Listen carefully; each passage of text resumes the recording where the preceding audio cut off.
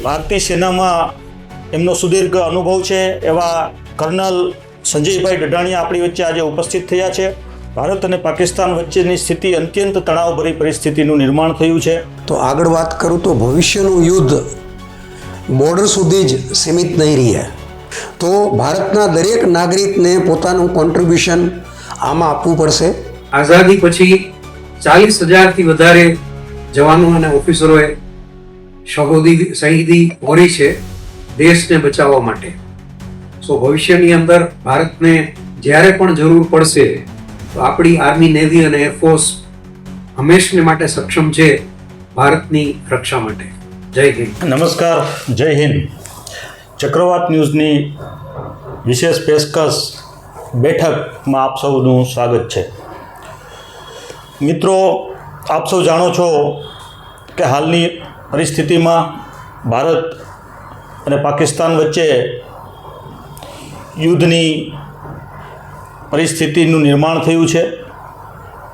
પહેલગામમાં આતંકવાદી હુમલા બાદ ભારત તરફથી આતંકવાદીઓના જે પાકિસ્તાનમાં આવેલા અડ્ડાઓ હતા તેના પર એર સ્ટ્રાઇક કરવામાં આવી અને ત્યારબાદ છેલ્લા 2 દિવસથી ભારત અને પાકિસ્તાન વચ્ચેની સ્થિતિ અત્યંત તણાવભરી પરિસ્થિતિનું નિર્માણ થયું છે.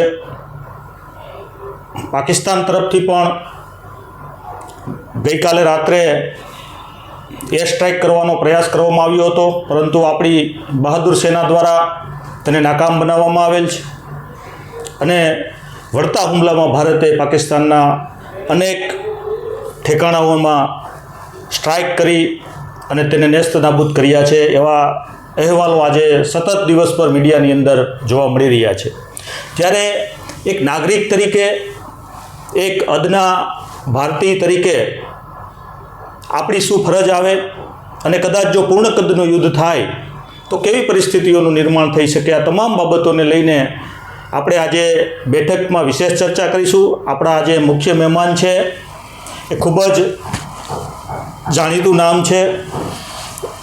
ભારતીય સેનામાં એમનો સુદીર્ઘ અનુભવ છે એવા કર્નલ સંજયભાઈ ડઢાણિયા આપણી વચ્ચે આજે ઉપસ્થિત થયા છે. કર્નલ ડઢાણિયા સાહેબ દ્વારા ભારતના લગભગ તમામ સરહદી રાજ્યોમાં એમણે ફરજ બજાવેલી છે. ભારતના વિવિધ રક્ષા પ્રણાલીનો તેમનો ખાસો અને સુદીર્ઘ અનુભવ રહ્યો છે અને એક દેશના આપણા જે સશસ્ત્ર સેના છે એમાં એમણે એમના જીવનના 3 દાયકાથી વધારે સમય સુધી સુદીર્ઘ સેવાઓ આપી અને આપણા બધા માટે ગૌરવ કહી શકાય એવી ફરજ બજાવી છે. આપણી વચ્ચે કર્નલ ડઢાણિયા સાહેબ ઉપસ્થિત છે. હું એમનું સ્વાગત કરું છું અને સાહેબને જ આ ચર્ચાની શરૂઆત કરવા માટે આમંત્રિત કરું છું. સૌથી પહેલાં તો સાહેબ, આપનો થોડો વિશેષ પરિચય અને ત્યારબાદ આપણે આગળની પરિસ્થિતિ ઉપર વાત કરીશું. થેન્ક યુ જિગ્નેશભાઈ, મને આમંત્રણ આપવા બદલ અને આ વિષય ઉપર બોલવા બદલ. સૌથી પહેલાં મારું પોતાનું જો નાનકડો પરિચય આપું તો મારું ગામ સુપેડી, ધોરાજી પાસે. 6ઠ્ઠા ધોરણમાં મેં સૈનિક સ્કૂલ બાલાચડી જોઈન કરી. સૈનિક સ્કૂલ બાલાચડીનો અભ્યાસ 12મા ધોરણમાં સુધી અધૂરો. 12થમાં મેં યુપીએસસી એક્ઝામ પાસ કરી અને national defence academy Khadakwasla join કરી, જે આજે પણ વર્લ્ડની ટોપ મોસ્ટ એકેડમી છે. ત્યાં ભારતની આર્મી, નેવી અને એરફોર્સના ઓફિસર્સને 3 વર્ષ ટ્રેનિંગ આપવામાં આવે છે. ત્યાંથી મેં 3 વર્ષ પોતાની ટ્રેનિંગ પૂરી કરી. એ પછી ઇન્ડિયન મિલિટરી એકેડમી દહેરાદૂનમાં 1 વર્ષ ટ્રેનિંગ પૂરી કરી. ત્યારબાદ 19 ડિસેમ્બર 1987ના દિવસે ભારતની આર્મી એર ડિફેન્સ વિભાગમાં હું જોડાયો. આજે છેલ્લા 2 દિવસથી જે નામ વધારે પ્રચલિત છે મીડિયાની અંદર, આર્મી એર ડિફેન્સ, એ વિભાગમાં મેં 31 વર્ષ નોકરી કરી છે. શરૂઆતમાં 1987માં પંજાબમાં ફિરોઝપુરમાં જ્યાં પંજાબ ત્રાસવાદ પીક ઉપર હતો ત્યાં પોસ્ટેડ હતો. એ પછી ચંદીગઢ અને બંગાળ કરતાં ઘણી જગ્યાએ આર્મીની અંદર મારી પોસ્ટિંગ્સ થઈ છે અને મને બહોળો એવો અનુભવ આર્મી ડિફેન્સમાં મળ્યો. અને હું આર્મી ડિફેન્સની 2 મિસાઇલ સિસ્ટમ્સ, એક ઈગલા જે shoulder fired short distance 5 kilometre સુધી પ્લેનને તોડી શકે, અને બીજી ઓસાકા જે 10થી 12 કિલોમીટર દૂર દુશ્મનના ફાઇટર પ્લેનને તોડી શકે એવી મિસાઇલ રેન્જમાં હું ક્વોલિફાઈડ છું. જે તે સમયે 1985માં આ સિસ્ટમ આવી હતી ત્યારે ભારતની દુનિયામાં topmost air defence missile system માનવામાં આવતી હતી. આજે જે S-400ની આપણે જોઈ રહ્યા છીએ અને વાત કરી રહ્યું છે મીડિયા કે જે 400 કિલોમીટરની રેન્જ છે મિસાઇલની, કે 400 કિલોમીટર દૂરથી પાકિસ્તાન અથવા ચાઇનાની કોઈ પણ મિસાઇલ અથવા ફાઇટર પ્લેન આપણી ઉપર હુમલો કરવાની ટ્રાય કરે, એને તોડી નાખે. તો એ પ્રકારની મિસાઇલ સિસ્ટમમાં મેં ઓસાકામાં ટ્રેનિંગ લીધી અને હું ક્વોલિફાઈડ છું. અને બીજી એવી ઘણી બધી એર ડિફેન્સ વેપન સિસ્ટમ્સમાં ક્વોલિફાઈડ છું. મેં લગભગ 31 યર્સ સુધી આર્મીમાં નોકરી કરી અને મારી નોકરી દરમિયાન 9-10 વર્ષ સુધી રાજસ્થાનના રણોમાં વધારે રહ્યો, કેમ કે મારો જે ટાસ્ક હતો એર ડિફેન્સ મિસાઇલ સિસ્ટમનો, એ મિસાઇલ સિસ્ટમ ટેન્ક માઉન્ટેડ છે કે માનો પાકિસ્તાન સાથે લડાઈ થાય તો જ્યારે યુદ્ધ ચાલતું હોય પાકિસ્તાનની સાથે, તો પાકિસ્તાનના ફાઇટર પ્લેન્સ અને બોમ્બર્સ આપણી ઉપર હુમલો કરવા આવે તો એ ફાઇટર્સ અને બોમ્બર્સને ઉડાવી દેવાનું કામ મારી રેજિમેન્ટનું હતું. સો મેં મેક્સિમમ ટાઈમ લગભગ 10 વર્ષ રાજસ્થાનના રણોમાં અમે જતા, 6 મહિના સુધી ટ્રેનિંગમાં રહેતા. એ મારો મેઇન ટાસ્ક હતો. અને એ સિવાય પંજાબમાં પણ ટૂંકા સમય માટે મારી રેજિમેન્ટ હતી. અને જેમ હું સિનિયર બનતો ગયો એ પ્રમાણે બ્રિગેડ હેડક્વાર્ટર્સ લેવલે અને અલગ અલગ સ્ટાફ અપોઇન્ટમેન્ટ્સમાં રહ્યો છું. કાશ્મીરમાં એક ટેન્યોર અને ભારતની એરફોર્સના એડવાઇઝર તરીકે 2 વર્ષ મેં શિલોંગમાં નોકરી કરી છે, જ્યાં મારો ટાસ્ક હતો કે આવી રીતે માનો ચાઇના સાથે યુદ્ધ થાય તો ભારતની આર્મીને એરફોર્સ તરફથી ક્યાં સપોર્ટ જોઈએ છે, કેટલો સપોર્ટ જોઈએ છે, કે બોમ્બ મારી જોઈએ છે, એ કામ મારે આર્મી અને એરફોર્સની વચ્ચે રહી અને નક્કી કરવાનું હતું.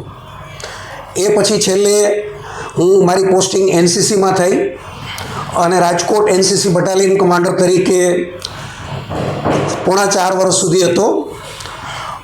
એ વચ્ચે નાસિકની અંદર 2001થી 2003 સુધી 2 વર્ષ હું ટ્રેનિંગ સેન્ટર અમે કહીએ જેને, કે જેમાં મેં લગભગ 3,000-3,500 જવાનોની ટ્રેનિંગ થતી હોય છે.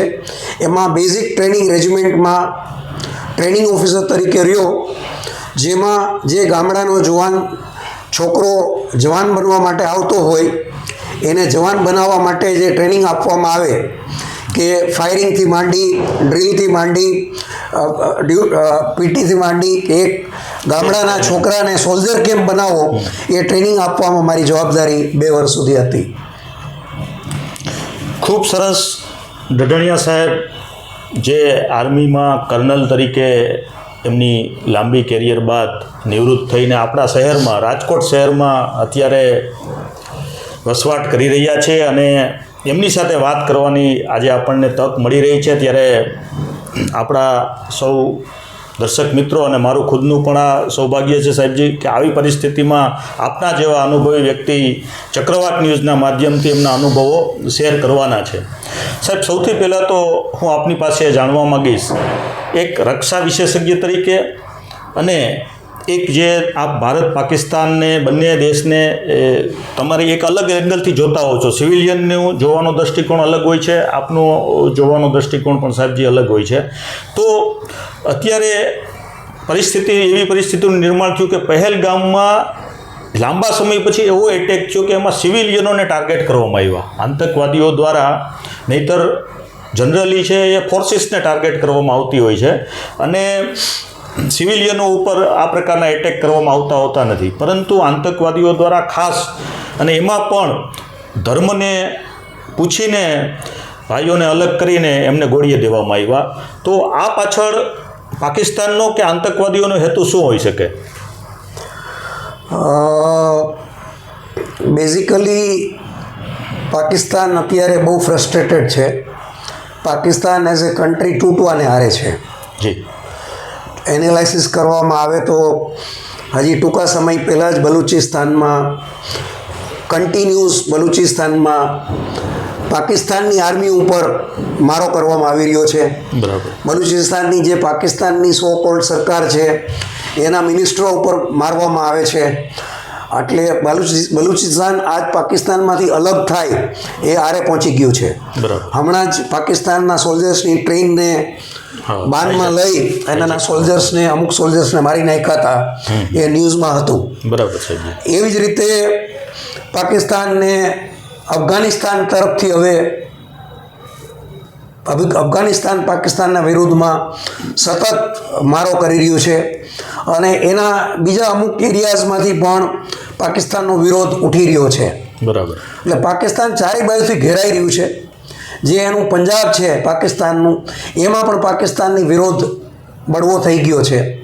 તો પાકિસ્તાન આજે ભાગલા પાકિસ્તાનના પોતાના પરવાના આરે પહોંચી ગયું છે.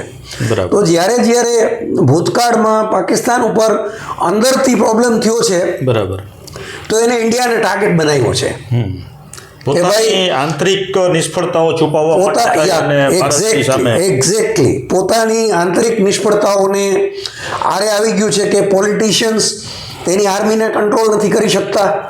બરાબર. કે પાકિસ્તાનના ઇતિહાસમાં શરૂઆતમાં આઝાદી મળી અને આપણે મોહમ્મદ અલી જીન્ના હતા ટૂંકા સમય માટે.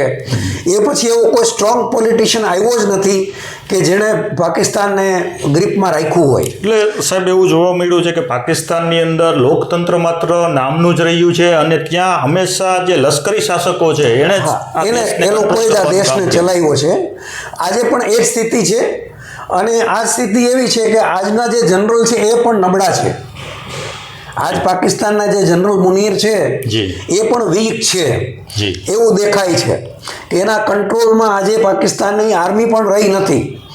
અત્યાર સુધી સતત એમ કહેતા હતા કે જે મુસ્લિમ છે એ અલ્લાહનો બંદો અને જે મુસ્લિમ નથી એને મારી નાખવાનો. હવે એને અફઘાનિસ્તાન સામે લડવું પડે છે કે બલુચિસ્તાન સામે લડવું પડે છે તો પાકિસ્તાનના જે જવાનો છે એ સવાલ ઉઠાવી રહ્યા છે કે તમે અત્યાર સુધી તમે અમને કહેતા હતા કે માનો ઇન્ડિયા સામે લડવું છે તો ઇન્ડિયાવાળા બધા હિન્દુ છે, અલ્લાહના બંદા નથી તેને મારો. આ બલુચિસ્તાન વાળા તો અલ્લાહના જ બંદા છે તો અમે એને શા માટે મારીએ? બરાબર. તો પાકિસ્તાનની આર્મીમાં બળવો થઈ ગયો છે કે પાકિસ્તાનની આર્મીના જવાનો હવે પાકિસ્તાનની આર્મી માટે લડવા તૈયાર નથી. આ પરિસ્થિતિનું નિર્માણ પાકિસ્તાનમાં થઈ રહ્યું છે. એટલે આ પરિસ્થિતિમાંથી બહાર નીકળવા માટે જલ મુનીરે બધું ફોકસ ઇન્ડિયા ઉપર કરી દીધું અને આ જે પહેલગામમાં જે હુમલો કરાયો ત્રાસવાદીઓનો જે એકદમ શરમનાક છે કે વિશ્વની અંદર આવા ત્રાસવાદીઓ હુમલા નહીં થતા હોય કે કહીએ કે બાળકોની સામે, સ્ત્રીઓની સામે એના પતિને આવી રીતે મારી નાખવા, આવી બેદરકારીથી મારી કૃત્ય છે, આવા હીન કૃત્ય કર્યું છે. એ તો એક શરમનાક વાત છે. આખા વર્લ્ડની સામે પાકિસ્તાન ઉઘાડું પડી ગયું છે. સાહેબજી, આપે કીધું એમ કે પાકિસ્તાન ફ્રસ્ટ્રેટ છે, અંદરથી ચારેકોરથી ભીષમાં છે, બળવાઓ થઈ રહ્યા છે. પાકિસ્તાનના વિવિધ પ્રાંતોની અંદર પણ સખત દખડ ચાલે છે અને એને કારણે એ લોકોએ આ પ્રકારના ત્રાસવાદી કૃત્યોને અંજામ આપી અને ભારત સામે એક મોરચો ઊભો કર્યો છે. તો જો આવી પરિસ્થિતિ હોય તો સાહેબ શું લાગે છે આગામી સમયની અંદર પાકિસ્તાન છે એ ભારત ઉપર પૂર્ણ કદનું યુદ્ધ થોપવાનો પ્રયાસ કરે કે ન કરે?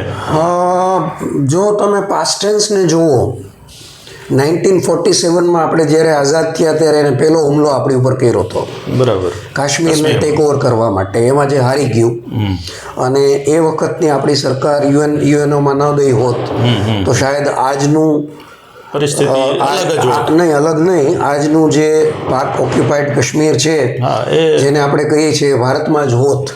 આખે આખું કાશ્મીર આપણી પાસે હોત.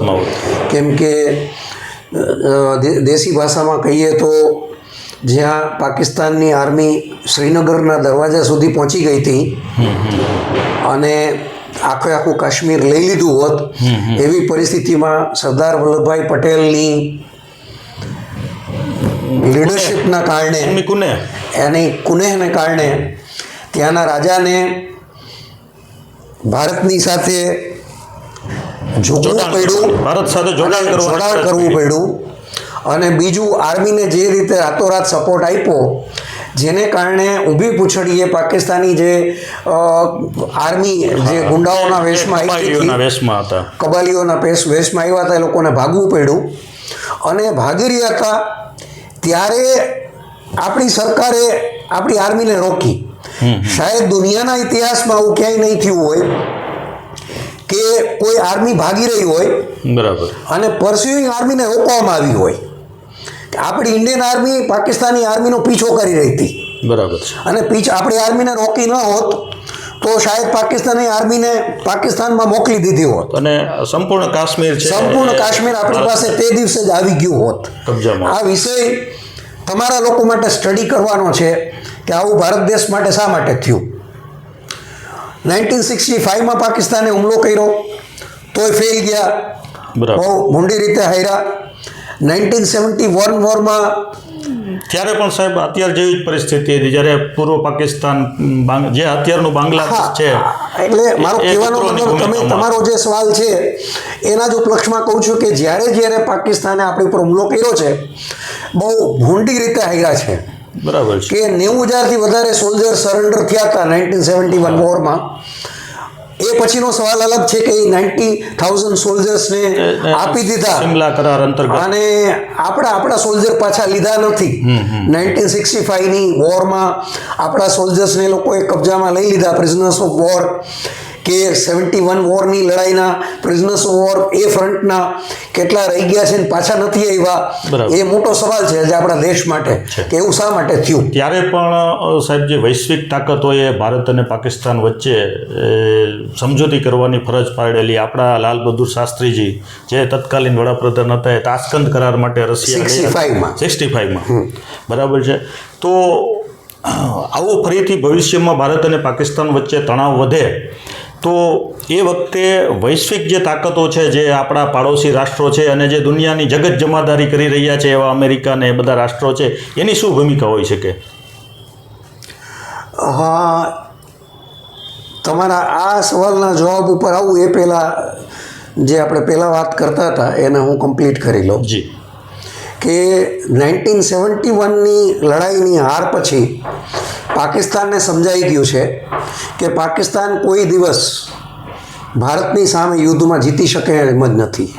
બરાબર. એ પછી જનરલ ઝિયાઉલ હકના ટાઈમે, જનરલ ઝિયાઉલ હક જ્યારે પાકિસ્તાનના મુખ્તિયાર હતા ત્યારે એને 1000 કટ્સની પોલિસી અપનાવી કે ભારત ઉપર સતત ફટકો મારવાનો, કે અમદાવાદમાં બોમ્બાર્ડમેન્ટ કરવાનું, ત્રાસવાદી હુમલો કરાવવાના, બોમ્બેમાં ત્રાસવાદીઓનો હુમલા કરાવવાના, કાશ્મીરમાં કરાવવાના, ઇન્ડિયાને સતત સળગતું રાખવાનું, સામી છાતીએ લડવાનું નહીં પણ પડદા પાછળ રહીને. આ નીતિ એને અત્યાર સુધી અપનાવેલી છે, જે આપણે પહેલગામમાં જોઈ રહ્યા છીએ. બિલકુલ. કે પાકિસ્તાન કોઈ દિવસ ફૂલ ફ્લેજેડ યુદ્ધમાં એને ખબર છે ભારતને પહોંચી શકે એમ જ નથી. કે આની પહેલાં એ અમેરિકા ઉપર નિર્ભર હતું, બરાબર, કે અમેરિકા એને હથિયારો પ્રોવાઈડ કરતું હતું, એને પૈસા આપતું હતું, કેમ કે અમેરિકાને જરૂર હતી રશિયાની વિરુદ્ધ ફ્રન્ટ ઊભું કરવાનું, અફઘાનિસ્તાન વિરુદ્ધ ફ્રન્ટ ઊભું કરવાનું, બરાબર. એની જરૂરિયાત હતી કે અફઘાનિસ્તાનમાં જે ત્રાસવાદીઓનો જમાવડો થયો હતો બરાબર. એની વિરુદ્ધ લડવા માટે અફઘાનિસ્તાનને ગ્રાઉન્ડ જોતું હતું તો પાકિસ્તાને પ્રોવાઈડ કર્યું. અમેરિકાને ગ્રાઉન્ડ પ્રોવાઈડ કર્યું. અમેરિકાને પ્રોવાઈડ કર્યું પાકિસ્તાને. બિલકુલ.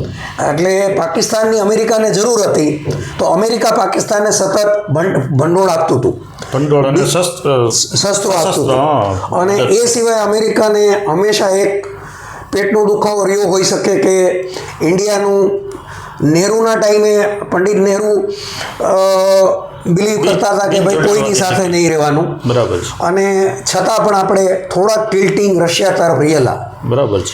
કે 1971ના યુદ્ધમાં આપણે જોઈએ તો આપણને જો રશિયાએ હેલ્પ ન કરી હોત તો અમેરિકાએ પોતાનો જે શિપનો નૌકા કાફલો મોકલ્યો હતો આપણને આપણા વિરુદ્ધમાં લડવા માટે, એ પહોંચે એ પહેલાં રશિયાનો નૌકાનો કાફલો ત્યાં પહોંચી ગયો હતો.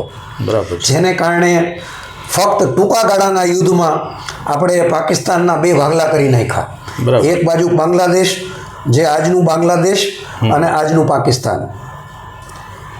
એટલે હાલ યુદ્ધની પરિસ્થિતિ સર્જાણી છે.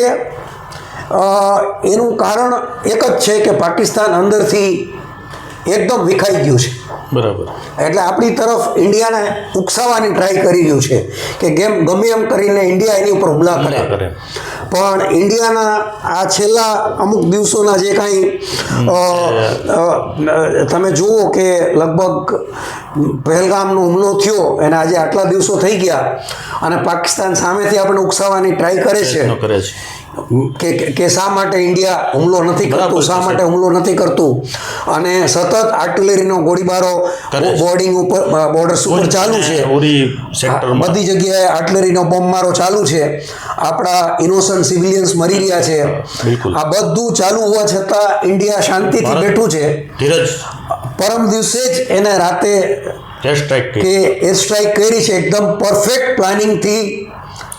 એ પણ સાહેબ એણે બહુ સિલેક્ટેડ જેને કહેવાય ટાર્ગેટ એના ઉપર જ એર સ્ટ્રાઇક કરવામાં આવી છે. આપણી આર્મી દ્વારા પણ એ જ રીતે બહુ તમે મીડિયામાં જરા ડિટેલમાં વાંચો. ટેકનિકલી હું એ ડિપાર્ટમેન્ટનો છું જી. તો સેન્ટ્રલી એ ઓપરેશનને કંટ્રોલ કરી અને કોઈ પણ પ્રકારનો ચાન્સ લીધા વિના આપણા ફાઇટર્સ છે કે આપણા ડ્રોન્સ છે, ડ્રોનનો ઉપયોગ કર્યો, આપણા ફાઇટર્સનો ઉપયોગ કર્યો છે. અને જ્યાં જ્યાં પાકિસ્તાનના ત્રાસવાદીના સેન્ટર્સ હતા, ત્રાસવાદી સેન્ટર્સ હતા, ત્યાં મારો કરવામાં આવ્યો છે. બિલકુલ. કે જ્યાં કોઈ પણ પ્રકારની સિવિલિયન કેઝ્યુઅલ્ટીઝ ન થાય કે સિવિલ કેઝ્યુઅલ્ટીઝ ઓછામાં ઓછી થાય કે માનો ત્રાસવાદીઓને આશરો આપતા હોય તો 2-4 સિવિલિયન મરવાના. એ તો સ્વાભાવિક છે. એ કોઈ પણ યુદ્ધની અંદર થાય. પણ આ બધી વસ્તુને ધ્યાનમાં રાખી અને ખૂબ જ ટેકનિકલી પ્લાન કરી અને પહેલો હુમલો કરવામાં આવ્યો હતો કે પાકિસ્તાનના જે સેન્ટર્સ હતા ત્રાસવાદીઓના એના પર હુમલો કર્યો. બરાબર. અને આજે તમે જુઓ તો પાકિસ્તાને 15 સિટીઝ ઉપર હુમલો કર્યો છે. બિલકુલ. કે મિસાઇલથી અથવા ડ્રોન્સથી હુમલો કર્યો છે. જે 15 હુમલાને ભારતે ફેલ કરી દીધા છે. S-400 અથવા આપણી જે કાંઈ એર ડિફેન્સ ટેકનોલોજી છે એનાથી એને ફેલ કરી દીધા છે. જે ભારતનું બહુ મોટું અચીવમેન્ટ છે વર્લ્ડ લેવલે ટેકનોલોજીકલ પાથની અંદર. બરાબર છે સાહેબજી. આપણે વાત કરી કે 1965, 1947, 1971નો યુદ્ધ, 1999માં કારગિલનું યુદ્ધ, આ બધા યુદ્ધ કરતાં હવે જો ભારત અને પાકિસ્તાન વચ્ચે એક પૂર્ણ કદનું યુદ્ધ થાય તો એ કઈ રીતે સાહેબ અલગ હોય? કારણ કે એ પછીના વર્ષોની અંદર જે મોડર્ન ટેકનોલોજી આવી છે એને આધારે એ કઈ રીતે ડિફરન્ટ પડે? 1994માં જ્યારે હું આર્મીમાં કેપ્ટન હતો, મારા GOC mean general officer commanding general PC Joshi હતા. એમણે અમને એક સેમિનારમાં કીધેલું કે હવે પછીનું યુદ્ધ ફક્ત પાકિસ્તાન સાથે કે ચાઇના સાથે નહીં થાય, મલ્ટિપલ ફ્રન્ટ્સ ઉપર આપણું યુદ્ધ થશે, એની આપણે તૈયારી રાખવાની. કે આજે માનો પાકિસ્તાન સાથે ફૂલ ફ્લેજેડ યુદ્ધ થાય તો ચાઇના પણ આમાં પગ પસારો કરવાનો. પાછલા બારણે ચાઇના પાકિસ્તાનની મદદ કરે એવું બની શકે. હા, કે એને હથિયારો પ્રોવાઈડ કરે, એને ફાઇટર્સ પ્રોવાઈડ કરે, મિસાઇલ્સ પ્રોવાઈડ કરે, જરૂર પડે તો યુદ્ધમાં પણ મેદાનમાં આવી જાય. બરાબર. તમારી ઉપર સીધી લડાઈમાં પણ ચાઇના આવી જાય. ઓકે. એને તમે નિગેટ ના કરી શકો ભવિષ્યના યુદ્ધમાં. એ પોસિબિલિટીઝ છે. એ પોસિબિલિટીઝ છે. આજે તમે એનાલાઇઝ કરો તો પાકિસ્તાન શું કહેવાય, આપણી આજુબાજુના જેટલા દેશ છે, નેપાળ છે, ભૂતાન છે, શ્રીલંકા છે. શ્રીલંકામાં એક ટાપુ છે, એને પોતાના માટે લોંગ ટાઈમ માટે લીઝ ઉપર લઈ લીધો છે, જેથી પોતાની નેવીને એક્સપાન્ડ કરી શકે. બાંગ્લાદેશની ઉપર પોતાનું વર્ચસ્વ જમાવીને ટ્રાય કરી રહ્યું છે. બાંગ્લાદેશ આજે ફૂલી ડિસ્ટર્બ છે અને ચાઇનાના શરણે જતી રહ્યું છે. પાકિસ્તાન જેવી જ પરિસ્થિતિ છે, આંતરિક પરિસ્થિતિ ડામાડોળ છે અને બાંગ્લાદેશ પણ ચાઇનાના શરણે જતું રહ્યું છે કે ભાઈ તમે અમને મદદ કરવા આવો. બરાબર. તો બાંગ્લાદેશે પણ એને ઓફર આપી દીધી છે કે અમારો જે ડેવલપ કરો પોર્ટને, તો એ પોર્ટ આપણને નડતરરૂપ થાય. તો ઇન્ડિયા માટે આજે જો યુદ્ધ થાય તો આપણે કલ્પના ન કરી શકીએ એવી ચેલેન્જિંગ પરિસ્થિતિનું નિર્માણ ઓલરેડી થઈ ગયું છે. આપણે શરૂઆતના ફેઝમાં છીએ ને. હા, આપણે છેલ્લા 10 વર્ષથી ગવર્મેન્ટે જ્યારે ડિક્લેર કર્યું મેક ઇન ઇન્ડિયા, યસ, અને ઘણી બધી ટેકનોલોજી આવવા માંડી છે કે આજે આપણે વાત કરીએ છીએ દાખલા તરીકે S400. જી. આજનો દાખલો લઉં છું. આજે આખું મીડિયામાં અને સોશિયલ મીડિયામાં આજે વાત થઈ છે S400. તો S400 તમે રશિયા પાસેથી લીધી છે. જી. તમારી પોતાની નથી. અચ્છા. આપણી ભારતની પોતાની S400 નથી. હા, ટેકનોલોજી નથી. પણ એ ટેકનોલોજી જો આપણે બનાવી શકીએ, જી, અને હજારોની સંખ્યામાં S400 આપણે બનાવી શકીએ, યસ, તો કાલ સવારે આપણે આ બધા યુદ્ધમાં સામનો કરી શકીએ. બિલકુલ. આપણે બ્રહ્મોસ બનાવી છે. જી. બ્રહ્મોસ આપણે આજે દુનિયાને વેચી શકીએ છીએ. બિલકુલ. રશિયાની સાથે હાથ મિલાવીને બ્રહ્મોસ બનાવી છે, બહુ મોટી વાત છે. એવી જ રીતે માનો S400 જેવી ટેકનોલોજી આપણે ડેવલપ કરી શકીએ. બરાબર. આકાશની આપણે વાત કરીએ છીએ. આકાશ આપણે ડેવલપ કરી છે, આપણે DRDO ડેવલપ કરી છે, પણ એ પણ વિશ્વના બીજા દેશોની મદદ લઈને કરી છે. અચ્છા. આપણે પોતે સ્વતંત્ર રીતે હજી ઘણું બધું આગળ જવાની જરૂર છે. હજી આપણે પ્રાથમિક શાળામાં છેલ્લા 10 વર્ષથી જ્યારે જેન્યુઅનલી સરકારે મેક ઇન ઇન્ડિયા ખુલ્લું મૂક્યું છે, ત્યારથી ઘણું બધું ડેવલપમેન્ટ થયું છે. અને એવું નથી કહેતો કે રાતોરાત બધું થઈ ગયું છે. એમાં હજી ઘણું બધું કરવું બાકી છે. ટુ બી ઓનેસ્ટ ઘણું બધું બાકી છે. હજી તમે રફાલ વેચાતા જ લ્યો છો. તમે કંઈ રફાલ બનાવવાના ચાલુ નથી કરી દીધા. તમે તેજસ બનાવો છો તો તેજસ હજી બનવાના ચાલુ થયા છે. તેજસ ટ્રાયલ્સ આવી જાય, બનવાના ચાલુ થઈ જાય, અને આપણા MiG-21ની જગ્યાએ તેજસ આવી જાય, અને આપણે ચાઇના કરતાં પણ વધારે સંખ્યામાં આપણા ફાઇટર્સ તેજસ બનાવી નાખીએ, અને રફાલ જેવી હાઈ ટેકનોલોજી આપણી પાસે આવી જાય, ત્યારે આપણે યુદ્ધ માટે તૈયાર થયા કહી શકાય. બરાબર છે. બરાબર. નો ડાઉટ આજે ટેકનોલોજીના લેવલે ઇન્ડિયા પાસે બહુ પાવરફુલી આપણે તૈયાર છીએ. આપણી પાસે સારી એવી મિસાઇલ સિસ્ટમ છે, બરાક મિસાઇલ સિસ્ટમ છે, આકાશ મિસાઇલ સિસ્ટમ છે, કે માનો S400 મિસાઇલ સિસ્ટમમાંથી ફાઇટર નીકળી ગયું પાકિસ્તાનનું કે ચાઇનાનું, તો બરાક મિસાઇલ સિસ્ટમ છે એ એને તોડી નાખે. ત્યાંથી પણ નીકળી ગઈ કોઈ મિસાઇલ તો આકાશ મિસાઇલ સિસ્ટમ એને તોડી નાખે. એ પ્રકારની આખી 3 layered air defence missile system આપણી પાસે છે. એની ઝલક આજે ભારતે જોઈ છે. આજે આપણે જોઈ છે, પણ હજી આપણે ઘણું દૂર જવાનું છે, અને ભારતના નાગરિકોને આમાં એનું કોન્ટ્રીબ્યુશન આપવાની જરૂર છે. હું બહુ ફ્રેન્કલી વાત કરીશ, બિલકુલ બિલકુલ સાહેબ. આઈ મીન લોકો જ્યારે યુદ્ધ થાય, મારો એક્સપિરિયન્સ કહું કે કારગિલ વખતે મારી રેજિમેન્ટ ડિપ્લોયડ હતી રાજસ્થાનમાં, જૈસલમેર સેક્ટરમાં, જી કે પાકિસ્તાન ઉપર દબાણ કરવાનું હતું રાજસ્થાનમાંથી, બિલકુલ. કે પાકિસ્તાન ઢીલું પડે જરૂર પડે તો, એવો ત્યારે ઇન્ડિયાનો પ્લાન હતો. એટલે ત્યાં ભારતની આર્મીને ડિપ્લોય કરી હતી.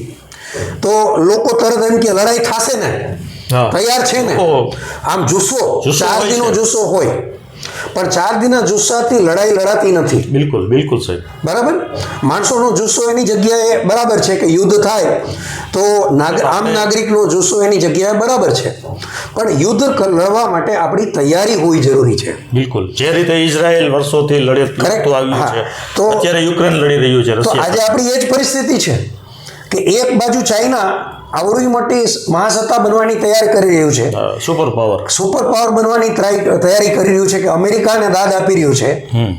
એક બાજુ પાકિસ્તાન જે આઉટ ઓફ કંટ્રોલ કન્ટ્રી છે, ક્યારે કોણ શું કરી શકે એનું કઈ એની પાસે અણુ બોમ્બ છે કે જેનો કોઈ કંટ્રોલ જ નથી. બિલકુલ.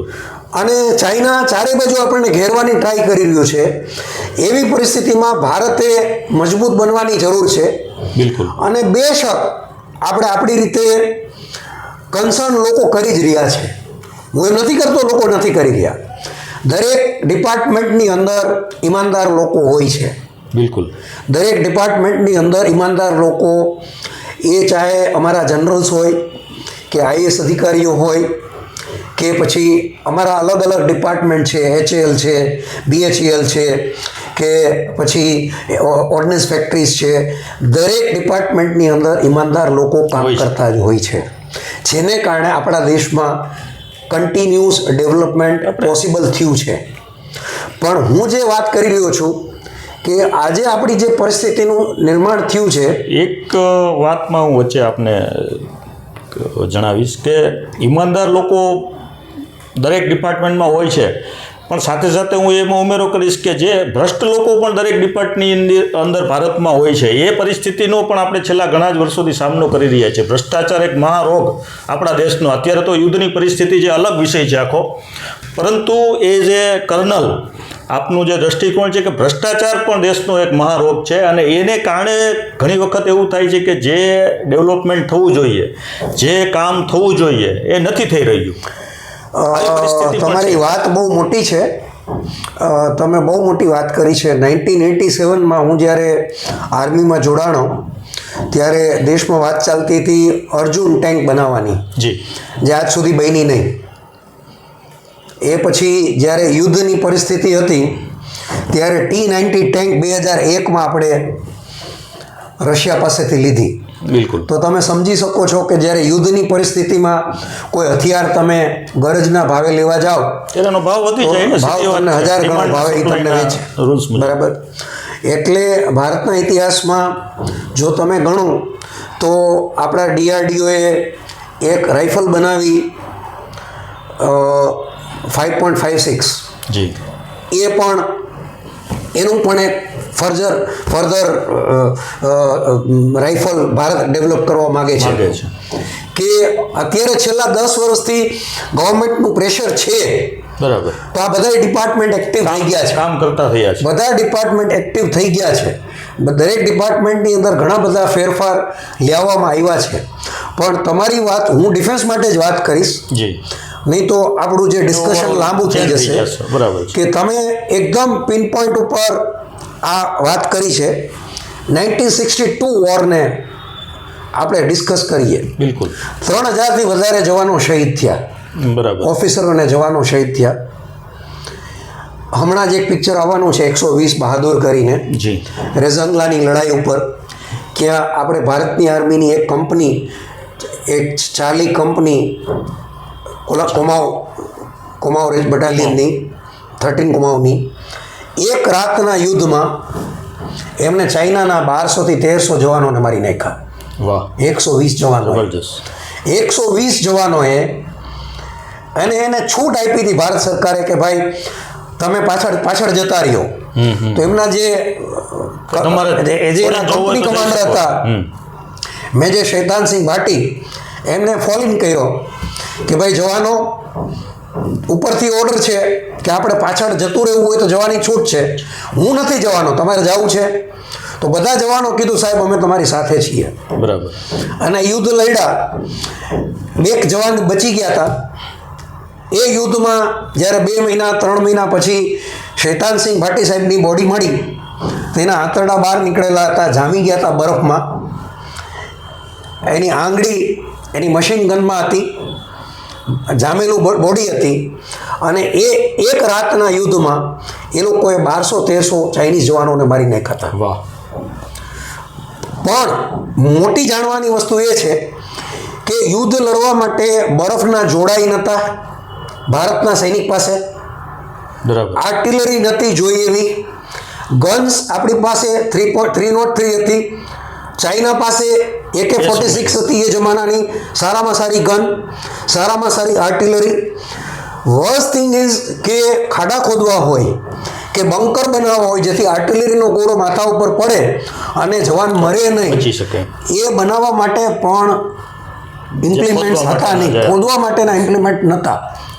આ પરિસ્થિતિમાં આપણી આર્મીને લડાઈના મેદાનમાં મોકલવામાં આવી હતી.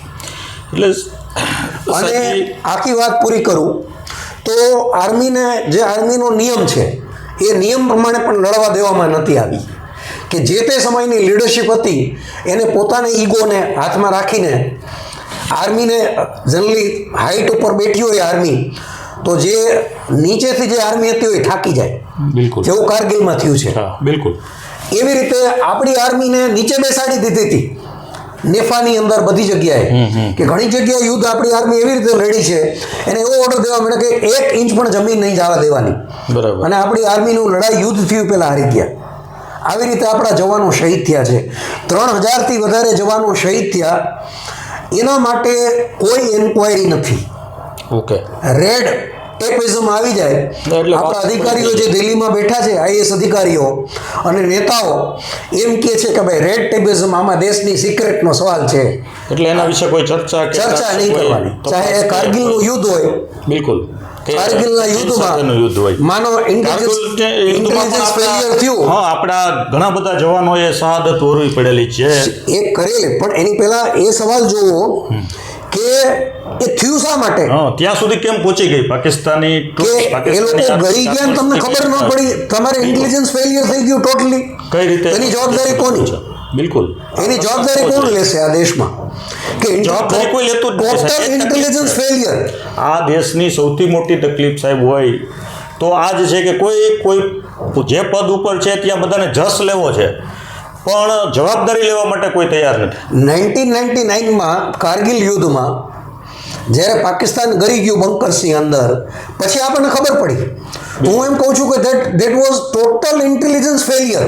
બિલકુલ, બિલકુલ. એ પછી એરફોર્સ હોય, આર્મી હોય કે દિલ્હીમાં બેઠેલી ઇન્ટેલિજન્સ બોડી, ત્યાં એક જ માણસ બેઠો છે ને કે જે ઇન્ટેલિજન્સ ઇન્ટિગ્રેટ કરે છે, તો કોઈને ખબર ના પડી, સંકલન કરે છે.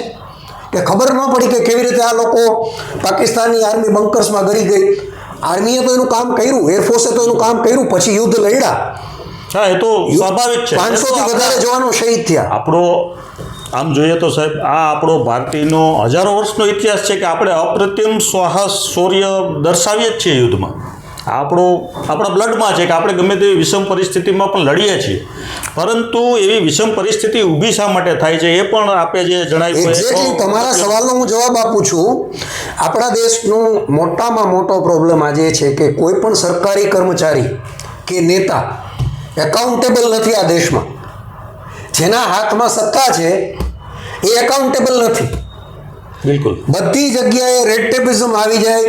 શા માટે ભૂલ થઈ એને કોઈ પૂછવા વાળું નથી કોઈ પણ જગ્યાએ સત્તાની અંદર. ઇતિહાસ છે એ આમ જોઈએ તો સાહેબ એક પાઠશાળા છે. તમે ઇતિહાસની અંદર જે ભૂલો કરેલી છે, ભૂલોનું પુનરાવર્તન ન થાય એ જોવાની જવાબદારી પણ જે તે તંત્ર અને શાસકોની હોય છે, પણ એમાંથી શીખતા નથી અને ભૂલોનું વારંવાર રિપીટેશન થાય છે અને એનો પરિણામે આપણા સૈનિકો કે આપણા જે જાંબાજ જે સૈન્ય છે એને ક્યારેક ભોગવવાનો વારો આવતો હોય છે. આ બધી બાબતો તો છે જ, પરંતુ સાહેબજી અત્યારે હવે આખો માહોલ યુદ્ધ તરફ જઈ રહ્યો છે, ત્યારે મારે આપને ખાસ એ પૂછવાનું થાય છે કે આપશ્રી દ્વારા સિવિલ ડિફેન્સને લઈને પણ ઘણી બધી કામગીરી કરવામાં આવી છે. નાગરિકોની શું ફરજ હોવી જોઈએ આવી પરિસ્થિતિમાં? સિવિલ ડિફેન્સમાં અમારો બહુ જાજો રોલ નથી હોતો. જી, અમને તો એક્ટિવ લડાઈમાં જ મૂકવામાં આવે છે. બિલકુલ બિલકુલ સર. પણ આ તમારો જે સવાલ છે કે નાગરિકોનો શું રોલ હોવો જોઈએ, તો આજના સમયમાં જ્યારે સોશિયલ મીડિયા આટલું બધું એક્ટિવ થઈ ગયું છે, તો માણસો સોશિયલ મીડિયા, દરેક માણસને દેશ પ્રત્યે લાગણી હોય, એટલે બધા સોશિયલ મીડિયામાં જતા હોય. તો સૌથી પહેલી લોકોને મારી રિક્વેસ્ટ છે કે કોઈ પણ ન્યૂઝ ગવર્મેન્ટના ઓથોરાઇઝડ પ્લેટફોર્મ પરથી ન આવતું હોય એ ન્યૂઝને માનવું નહીં, એને આગળ ફોરવર્ડ પણ ન કરવું, એને ફોરવર્ડ પણ ન કરવું. એ એક પ્રકારની દેશ સેવા થશે. બિલકુલ. કેમ કે પાકિસ્તાન માટે, આપણા દેશમાં અફરાતફરી મચાવવા માટે, હિન્દુ મુસ્લિમ ઝઘડો કરાવવા માટે, આ બધું કરાવવા માટે હવે પાકિસ્તાન ખોટા ન્યૂઝ ફેલાવવાના ચાલુ કરશે. પાકિસ્તાન હવેના સમયમાં ખોટા ફોટોગ્રાફ કે માણસો મરી ગયા, અમારા આટલા લોકો મરી ગયા, ખોટા વિડીયોઝ, ખરાબ વિડીયોઝ, આ બધું પ્રોપોગન્ડા કરાવવાનું ચાલુ કરશે. પહેલાંના યુદ્ધમાં, બીજા વિશ્વ યુદ્ધમાં પતાકડા ઉપરથી પ્લેનમાંથી નાખવામાં આવતા. બરાબર. હવેનો યુદ્ધ સમય એવો આવી ગયો છે કે આજે તમને આ સોશિયલ મીડિયાના માધ્યમથી પાકિસ્તાન આ બધું મોકલવામાં આવશે, ન્યૂઝપેપરમાં પણ આવશે. ગવર્મેન્ટ ભલે ન્યૂઝપેપર કંટ્રોલ કરતી હોય, પણ છતાં એવા ન્યૂઝપેપર હોય કે ઘણા બધા એવા મીડિયા છે ભૂલથી કરે અથવા એમને દેશ સાથે કાંઈ લેવા દેવા નથી. હું તો બહુ બ્લન્ટલી કહું છું,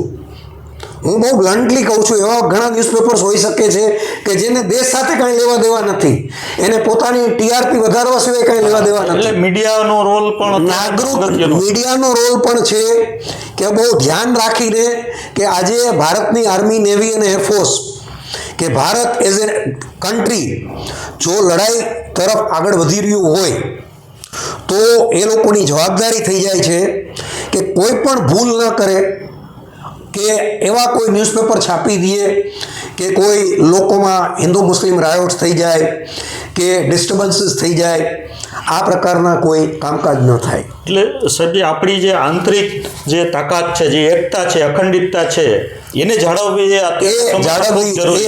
બહુ જરૂરી છે. આપણે ધર્મ, નાત, જાતના ભેદભાવ ભૂલીને એક ભારતીય તરીકે બધા એક થઈને ઊભા રહીએ અને પાકિસ્તાન સામે જે આપણી સેના મુકાબલો કરવાની છે કે કરી રહી છે, એની પાછળ મજબૂત એક આધાર બનીને આપણે બધા ઊભા રહીએ, એ પ્રકારનું વાતાવરણ પણ દેશમાં સર નિર્મિત થવું જોઈએ એવું મારું માનવું છે. અને સોશિયલ મીડિયાના માધ્યમથી ઘણા બધા ખોટા અને ફેક ન્યૂઝ અત્યારે ચાલતા હોય છે કે જે આ પ્રકારના પરિસ્થિતિની અંદર કોમી વૈમનસ્ય કે જાતિઓ વચ્ચેના વિદ્રોહ કે એવી બધી નાની નાની બાબતો કરીને આખો માહોલ બગાડવાનો પ્રયાસ કરતા હોય છે. તો આવા લોકોથી અને આવા ફેક ન્યૂઝથી પણ બચવાની ખાસ અત્યારે જરૂર છે.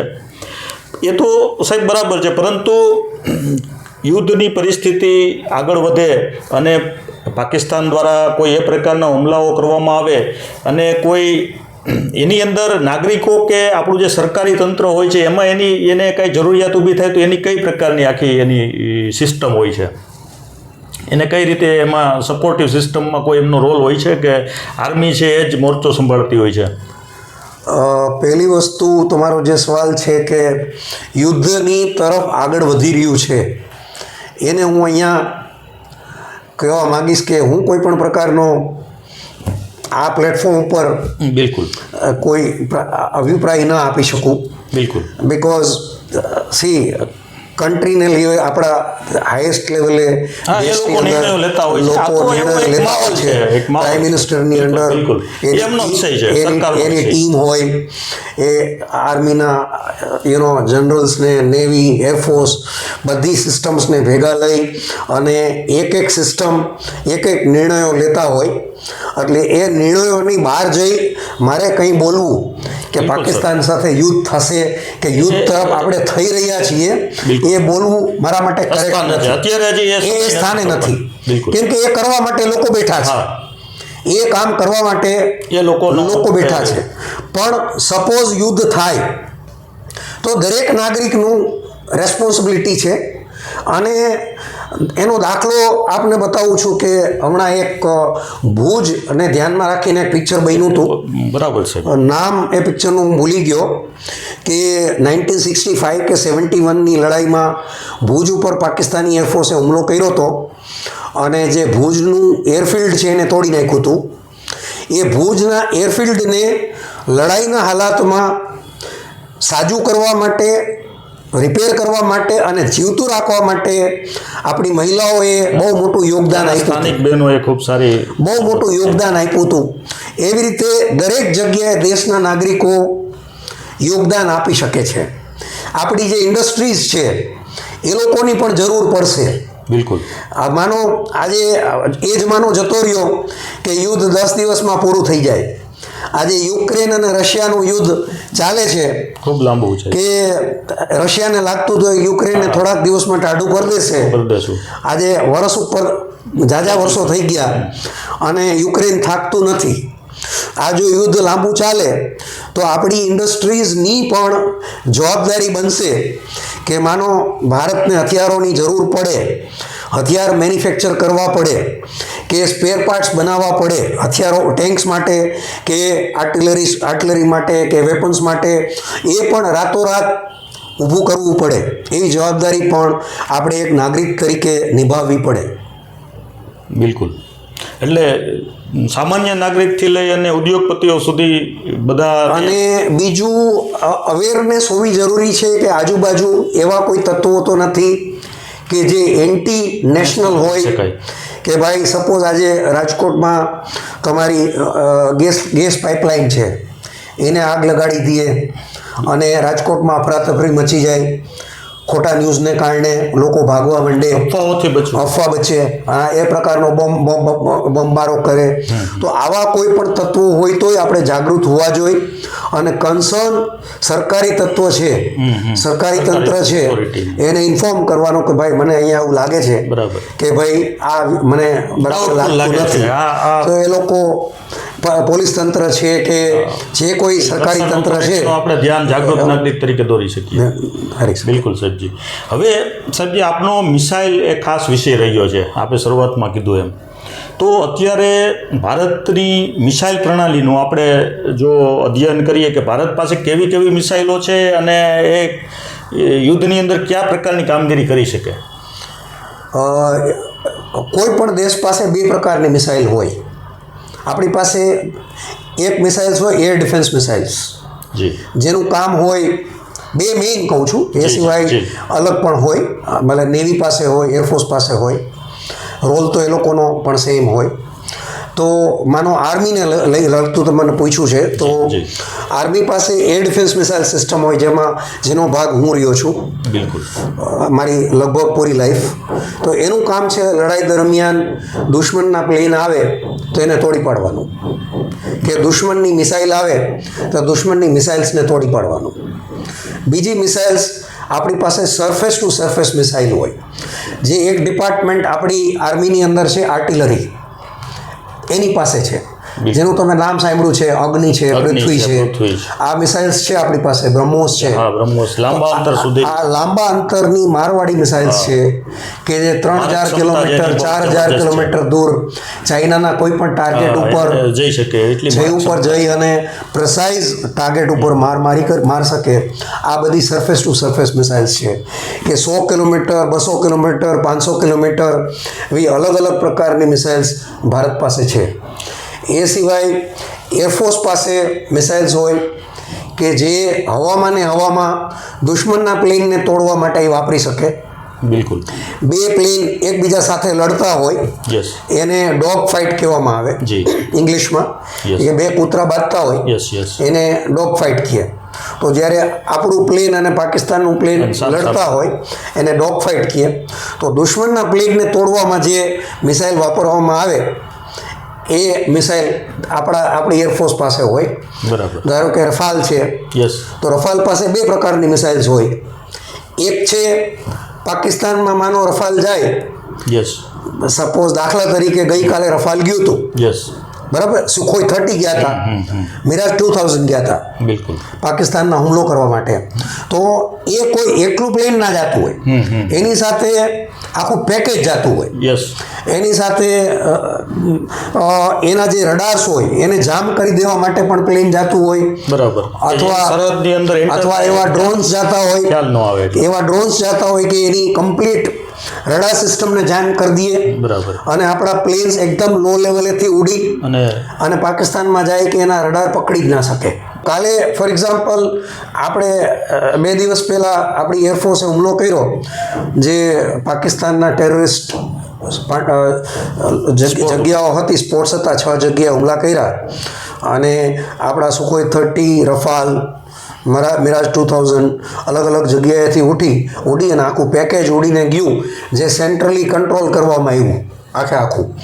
અને ડ્રોન્સ પણ એ પેકેજની સાથે હતા.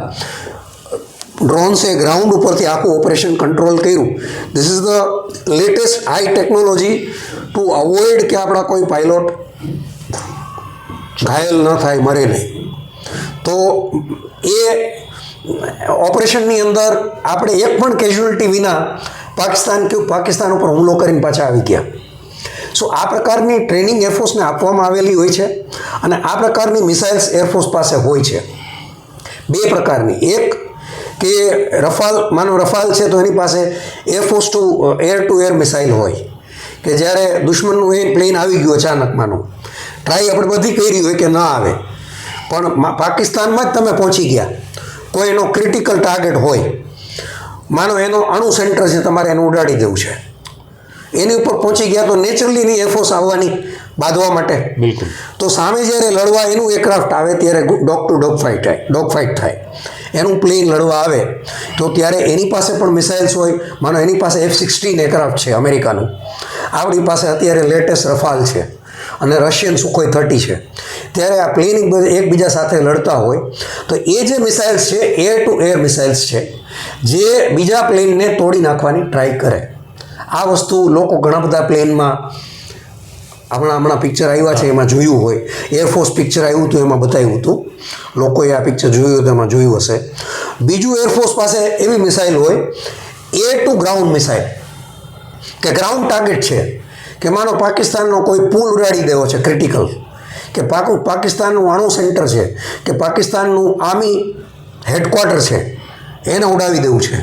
તો એના માટે એરફોર્સ એર ટુ ગ્રાઉન્ડ મિસાઇલનો ઉપયોગ કરી શકે છે, કે એરફોર્સ એર ટુ ગ્રાઉન્ડ બોમ્બનો ઉપયોગ કરી શકે છે, કે પાકિસ્તાનનું એરફિલ્ડ હોય એને ઉડાવી દેવા માટે આ પ્રકારના અલગ પ્રકારના વેપન સિસ્ટમ્સ હોય.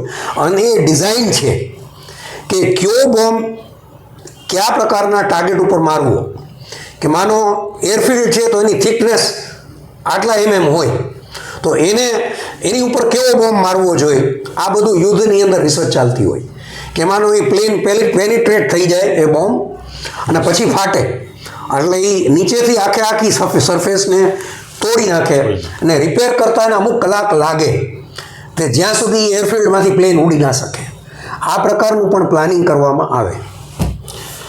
સાહેબજી, આપણે વચ્ચે એક વાત કરેલી કે અત્યારની જે જીઓ પોલિટિક્સ છે, જે વૈશ્વિક રાજકારણ છે, એનો રોલ શું હોઈ શકે આ પ્રકારની ભારત અને પાકિસ્તાનની તંગ પરિસ્થિતિમાં? આપણો સવાલ તમારો બહુ ક્રિટિકલ છે અત્યારે, અને ખાલી આપણા માટે નહીં, કોઈ પણ કન્ટ્રી માટે એ ક્રિટિકલ સવાલ છે.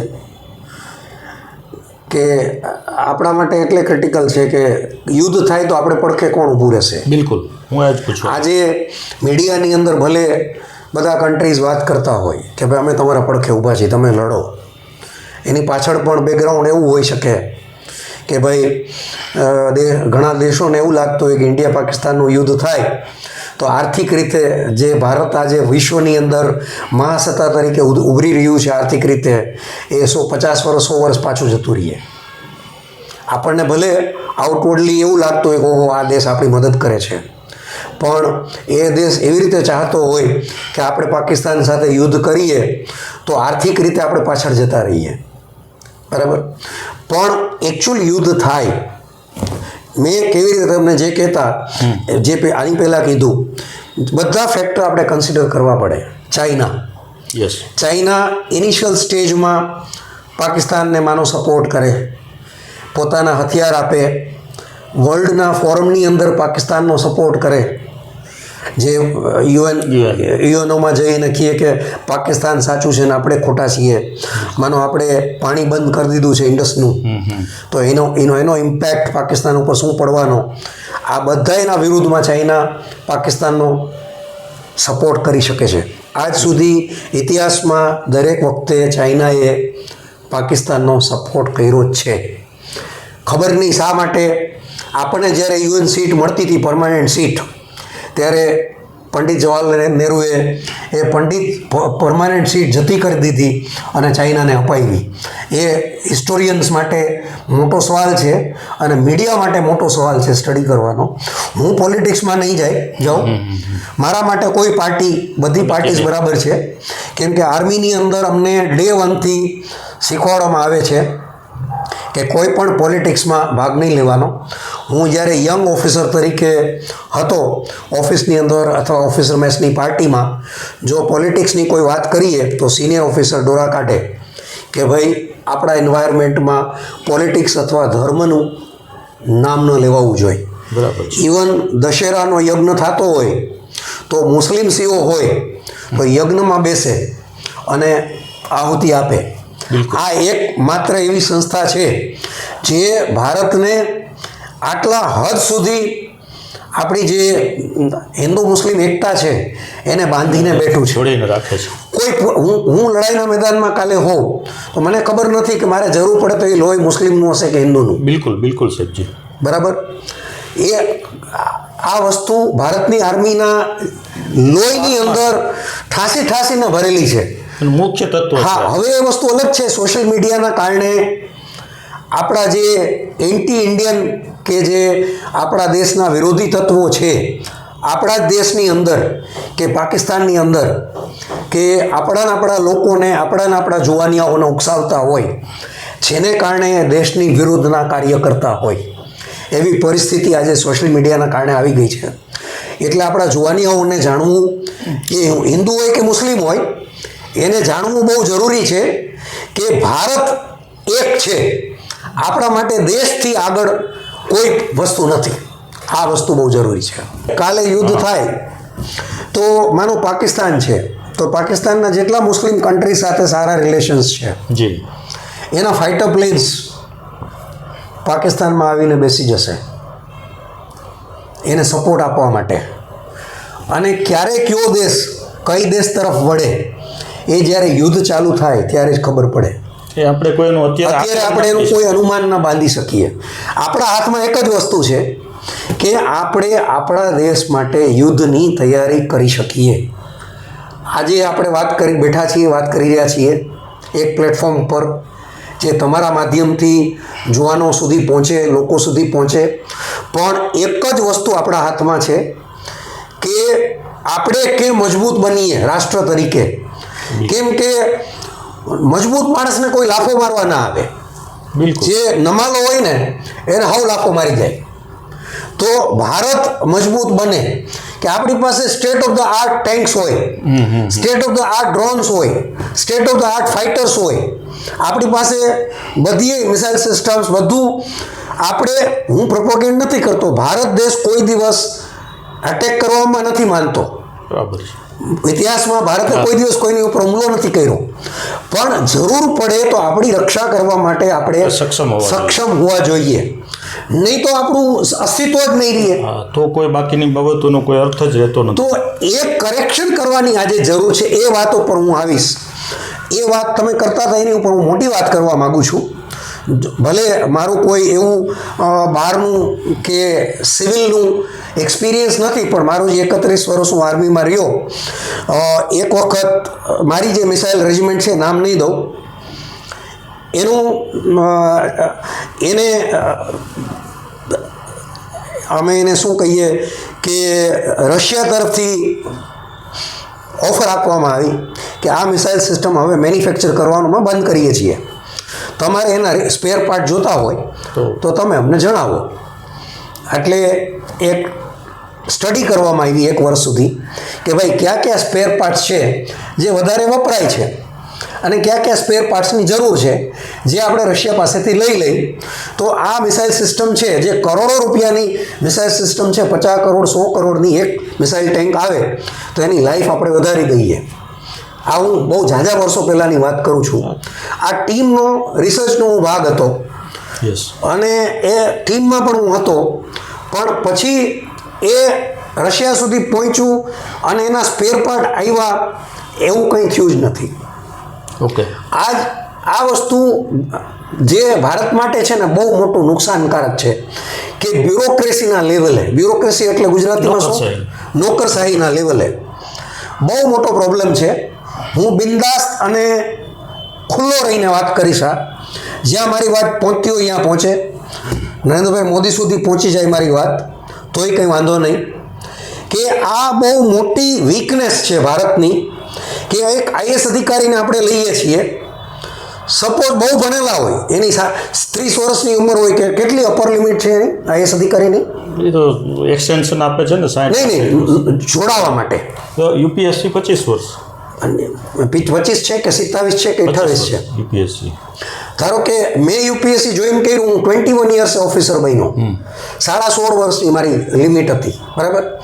આર્મીમાં ઓફિસરની રિક્વાયરમેન્ટ અલગ છે, એને યુદ્ધ લડવાનું છે કારગિલની જેમ.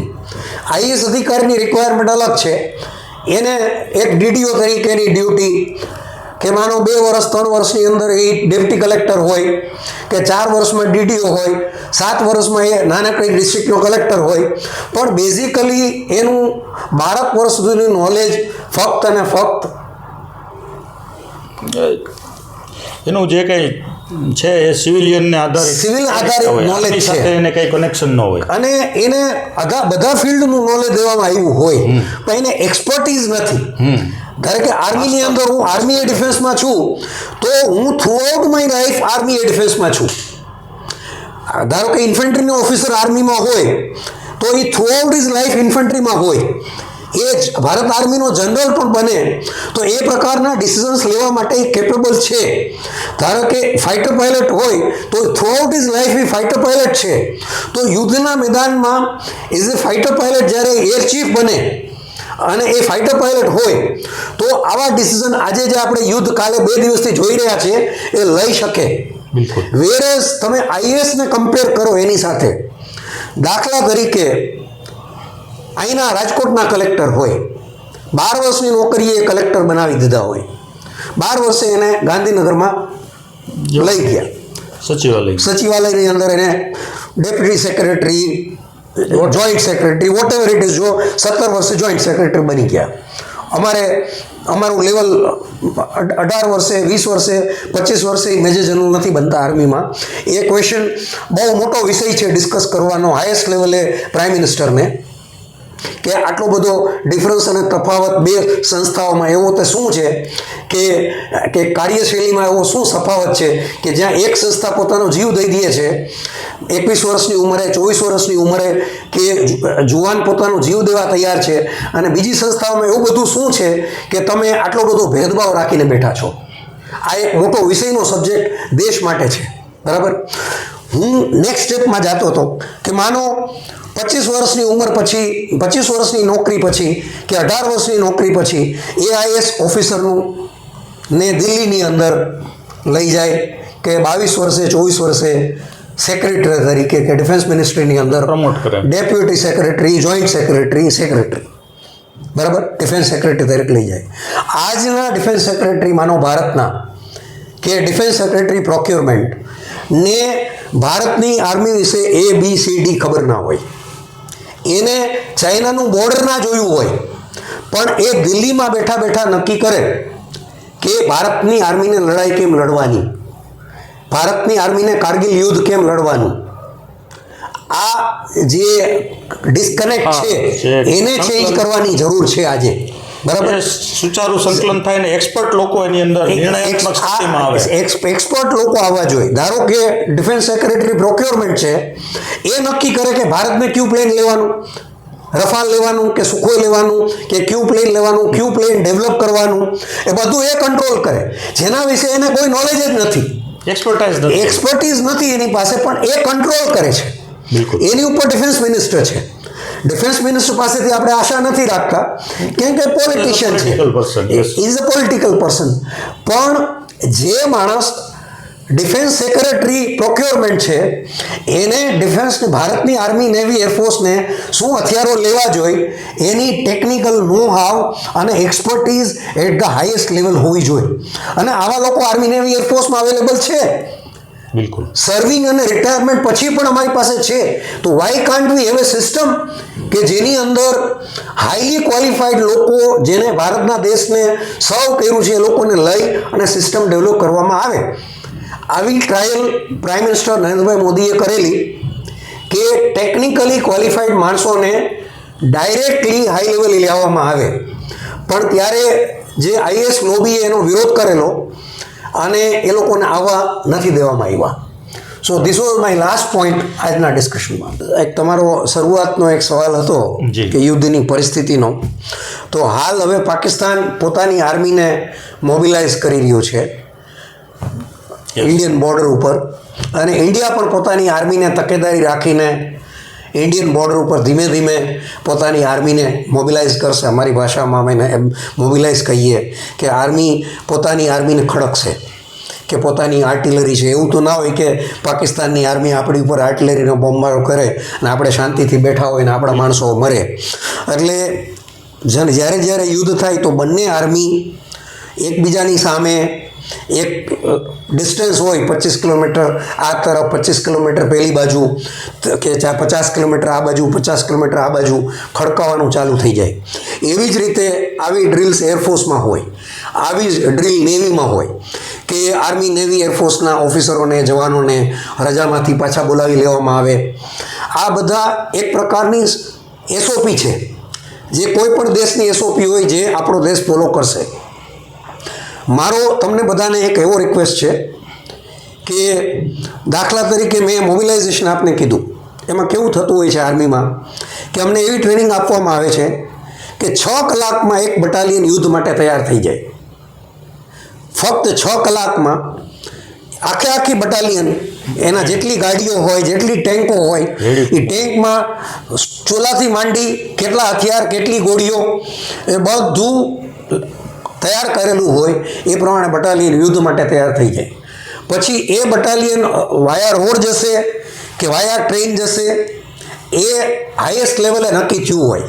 કેમ કે હાઈએસ્ટ લેવલે દિલ્હીથી નક્કી કરવામાં આવે કે કઈ રેજિમેન્ટ આર્મી કેવી રીતે મોબિલાઇઝ થશે અને એનું ડિપ્લોયમેન્ટ કેવી રીતે થશે. એનું ડિપ્લોયમેન્ટ પણ હાઈએસ્ટ લેવલે આર્મીના જે જનરલ્સ હોય એને કંટ્રોલ કરતા હોય છે. તો આ પ્રકારનું ડિપ્લોયમેન્ટ મે 2001માં જ્યારે પાર્લામેન્ટ ઉપર બોમ્બમારો થયો હતો અને મિસ્ટર અટલ બિહારી વાજપેયી આપણા પ્રાઇમ મિનિસ્ટર હતા, અને લગભગ યુદ્ધની સ્થિતિ થઈ ગઈ હતી અને ભારત પાકિસ્તાન ઉપર ત્યારે હુમલો જ કરવાનું હતું. એ ઓપરેશન પરાક્રમમાં મેં ભાગ લીધેલો અને મારી રેજિમેન્ટની 100% મિસાઇલ્સને ટેસ્ટ કરવાની જવાબદારી મારી હતી. તો અત્યારે જે મોબિલાઇઝેશન ચાલુ છે એનો મેં એક ઝલક ત્યારે જોયેલી. આ વસ્તુ આવતા દિવસોમાં જોવા મળશે આપણી બધી સરહદો ઉપર, કે એ ભુજ હોય કે રાજસ્થાન હોય, બધી સરહદ ઉપર જોવા મળશે. તો હું જ્યાં બિકાનેરની અંદર મિસાઇલ્સ ટેસ્ટ કરતો હતો, મારે હાર્ડ ગ્રાઉન્ડની જરૂર હતી. જે દિવસે મારી મિસાઇલ્સ ટેસ્ટ પૂરી થઈ, એ દિવસે બપોરે 3 વાગે, 3:30 વાગે બ્લાસ્ટ થયો. મારી જે બટાલિયન બેટરી હતી ત્યાંથી 700 મીટર દૂર 200 જેટલા ટ્રક લાઇનમાં ઊભા હતા, જેની અંદર દારૂગોળો ભરેલો, આર્ટિલરીનો, ટેન્કનો, અલગ અલગ પ્રકારની મિસાઇલ્સના દારૂગોળા ભરેલા, અને આ બધા ટ્રક્સમાં આગ લાગી ગઈ. એ પછી વિષય અલગ હતો એન્ક્વાયરીનો કે ભાઈ પાકિસ્તાનના કોઈ માણસે એની અંદર એનો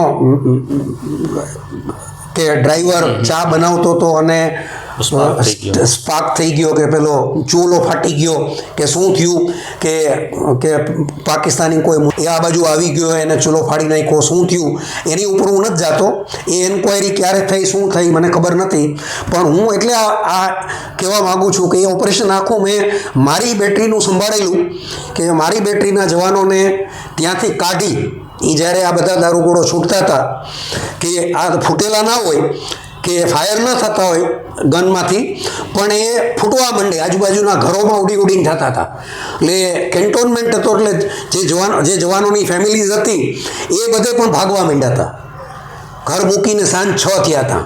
એટલે મારા જવાનોને બધાને પણ ખબર પડી ગઈ કે અહીંયા આ ફાયર ચાલી રહ્યો છે. તો આ પરિસ્થિતિને મેં સંભાળેલી, એટલે હું કહેવા માગું છું કે આવી પરિસ્થિતિ હવે આવતા સમયોમાં પંજાબ બોર્ડર, રાજસ્થાન બોર્ડર કે ગુજરાત બોર્ડરે થવાની શક્યતા ખરી. તો આપણા લોકોને જાગૃત રહેવું ખૂબ ખૂબ જરૂરી છે કે દુશ્મનના લોકો આવી કોઈ વસ્તુ આપણા જે જવાન છે જે લડાઈના મેદાનમાં જઈ રહ્યા છે એના વિરુદ્ધમાં ના કરે. એક જાગૃત નાગરિક તરીકે આ કરવું જરૂરી છે. ખૂબ સરસ. આપણી વચ્ચે હતા ઇન્ડિયન આર્મીના રિટાયર્ડ કર્નલ ડઢાણિયા સાહેબ. એમને ખૂબ જ સરસ જે કાંઈ યુદ્ધની જે અત્યારની ભૂમિકા છે એમને લઈને એમના અનુભવો અને એમના વિચારો આપણા દર્શક મિત્રો સમક્ષ મૂક્યા. ચક્રવાત ન્યૂઝના વિશેષ કાર્યક્રમ બેઠકમાં આપણે ભવિષ્યમાં પણ સાહેબજી સાથે મળતા રહીશું, અને એમની જે સુદીર્ઘ કેરિયર રહી છે અને એમાં જે સુદીર્ઘ અનુભવો રહ્યા છે એનો લાભ આપણા નાગરિકોને, આપણા દર્શક મિત્રોને સવિશેષ થાય એ માટે આપણે સાહેબને બેઠકમાં બોલાવતા રહીશું. આજે અમને રજા આપશો. ધન્યવાદ. નમસ્કાર. જય હિન્દ. જ્યાં સુધી દેશના નાગરિકોની જવાબદારીનો સવાલ છે તો આગળ વાત કરું તો ભવિષ્યનું યુદ્ધ બોર્ડર સુધી જ સીમિત નહીં રહે. છેલ્લા 2 દિવસ 3 દિવસથી તમે ડેવલપમેન્ટ જોશો, ભવિષ્યના યુદ્ધ બહુ હાઈ ટેકનોલોજી યુદ્ધ થશે, અને લાંબા ગાળાના યુદ્ધ હોઈ શકે કે મિસાઇલો રાજકોટને આંગણે પણ આવી જાય, કોઈ પણ સિટીને આવરી લે, અને આ ભારી નુકસાની અને તબાહી થઈ શકે. તો ભારતના દરેક નાગરિકને પોતાનું કોન્ટ્રીબ્યુશન આમાં આપવું પડશે, અને ભારતના ડિફેન્સને મજબૂત બનાવવા માટે કે ભારતની જે આર્મી નેવી એરફોર્સ છે એનું સ્ટ્રક્ચર છે, એના એરક્રાફ્ટ છે, એની ટેન્ક્સ છે, એની નેવીને મજબૂત બનાવવા માટે આપણા મોટા મોટા ઉદ્યોગપતિઓ છે એને પોતાનું યોગદાન દેવું પડશે. નહીં તો લડાઈના સમયે છેલ્લી ઘડીએ આપણે નહીં પ્લેન લઈ શકીએ, નહીં નેવીની શિપ લઈ શકીએ, કે નહીં કોઈ ટેન્ક લઈ શકીએ. તો આ યોગદાન જે ભારત સરકારે મેક ઇન ઇન્ડિયાના કોન્સેપ્ટથી છેલ્લા 10 વર્ષથી જે ઝુંબેશ ઉપાડી છે એ ઝુંબેશમાં જોડાવવું જરૂરી છે. અને આપણા રાજકોટના અને ઇન્ડિયાના મોટા મોટા ઉદ્યોગપતિઓ છે આમાં જોડાઈ અને કોન્ટ્રીબ્યુશન આપી શકે છે, અને આ જરૂરી છે. જય હિન્દ.